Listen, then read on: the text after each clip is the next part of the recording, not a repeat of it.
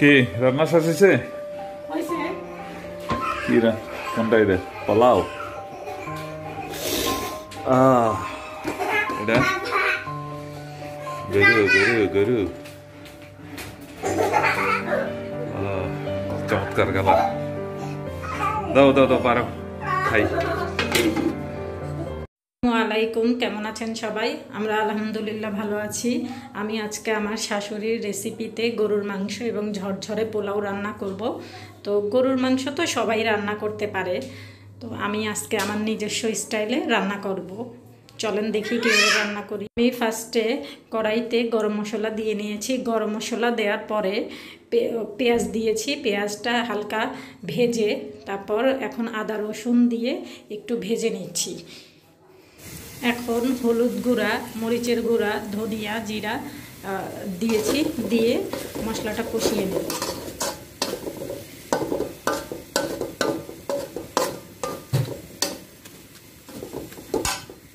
আমি এখন পানি অ্যাড করে নিয়েছি। পানি অ্যাড করে আস্তে আস্তে সময় নিয়ে কষাতে হবে। মাংসের মশলা যত বেশি কষানো হবে মাংস তত বেশি মজা হবে, কালার তত বেশি সুন্দর হবে।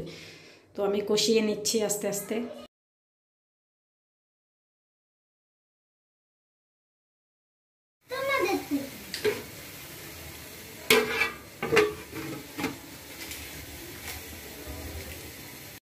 এই যে এখন কষাতে কষাতে সুন্দর একটা কালার চলে আসছে। তো আমি একটু পরপরই ভালো মতো নেড়ে চেড়ে দেবো, নেড়ে চেড়ে ঢাকনা দিয়ে দিব।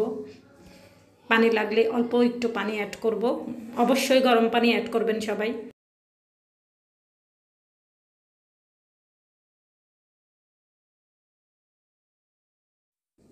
ভালো মতো নেড়ে চেড়ে এখন আমি আবার ঢাকনা দিয়ে দিব। মাংসগুলো ভালো মতো ক্লিন করে নিয়েছি। এখানে হাড়, চর্বি, মাংস মিক্সড আছে। মাংসগুলো কড়াইতে দিয়ে দিয়েছি, দিয়ে নেড়ে চেড়ে নিয়েছি। এভাবে ঢাকনা দিয়ে দিয়ে আস্তে আস্তে কষাতে হবে। অনেকটাই কষানো হয়ে গেছে। এই যে দেখেন অনেক সুন্দর কালার চলে আসছে। তো এইভাবেই কষাবেন। কিছু বড় বড় টুকরো করা আলু দিয়ে দিচ্ছি। আমার বাচ্চারা আবার আলু ছাড়া খেতেই চায় না, তাই আমার আলু দিতেই হয়। যার ভালো লাগে না সে দিবেন না।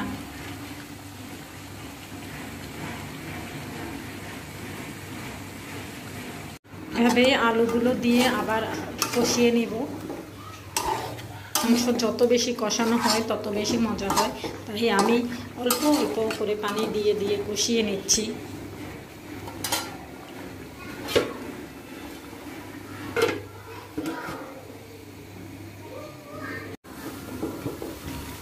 দেখেন কত সুন্দর কালার চলে আসছে।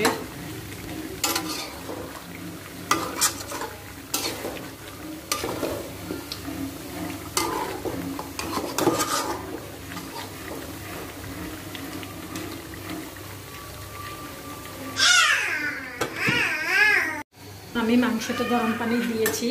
গরম পানি দিয়ে এখন আবার ঢেকে দেব।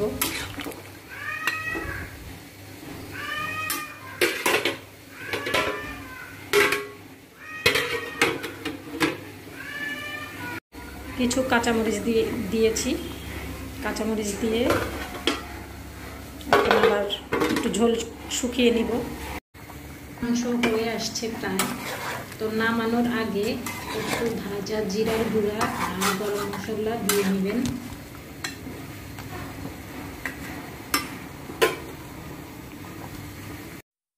এই যে আমার ফাইনাল লুক, একদম গরুর মাংস খাওয়ার জন্য রেডি। একদম সিম্পল উপায়ে সাদা পোলাও রান্না করব। পোলাও রান্না করার জন্য ননস্টিকে আমি তেল আর ঘি দিয়ে নিয়েছি।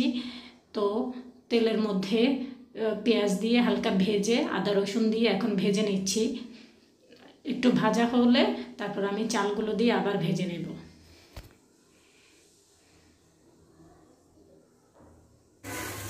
এই যে চাল দিয়ে এখন আবার নেড়ে চেড়ে ভেজে নিচ্ছি। যখন চালগুলো ভাজা হয়ে যাবে তখন আমি চালের ডাবল পানি দিয়ে দিব। অবশ্যই গরম পানি দিবেন। এই যে গরম পানি দিয়ে আমি ঢেকে দিচ্ছি। চুলা একদম এই পর্যায়ে বাড়িয়ে দিবেন। তো এই যে আমার পোলাও অলমোস্ট হয়ে গেছে।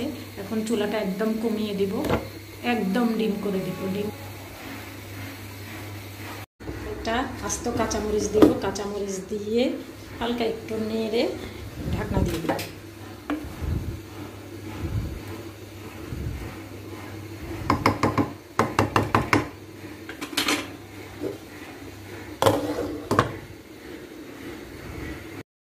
পোলাও একদম রেডি। দেখেন কতটা ঝরঝরা হয়েছে, বোঝাই যাচ্ছে একদম ঝরঝরে। যারা এতক্ষণ আমার ভিডিওটি দেখেছেন সবাইকে ধন্যবাদ। সবাই ভালো থাকবেন, সুস্থ থাকবেন। আল্লাহ হাফেজ।